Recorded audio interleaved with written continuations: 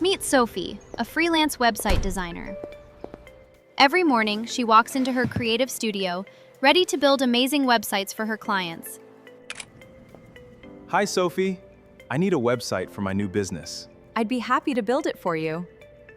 They shake hands, and Sophie is excited to begin the project. I'll pay you next month, after my business launches. No problem. Over the next few days, Sophie works hard. She designs beautiful web pages, creates animations, adds images, and carefully tests every button. Wow, Sophie! This looks amazing! But something doesn't feel right. I finished the project, but I haven't received any money yet. Sophie, did you complete the project? Yes.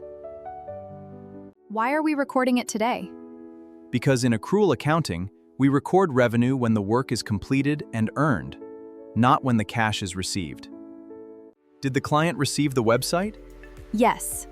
Then you've already earned the revenue. Even though I haven't been paid? Finally, I got paid. 1 month later, the client returns to pay Sophie. Today, you're only receiving the cash. The revenue was already recorded when you completed the website.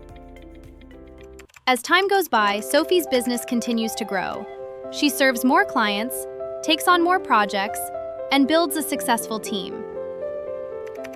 Imagine waiting for every payment before recording your income. You'd never know how much your business actually earned this month. It shows the real financial performance on us of the business. Even if payments come later. Work completed equals record revenue.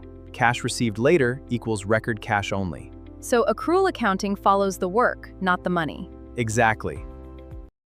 I'm Tiny Accountant, making accounting simple, one tiny story at a time.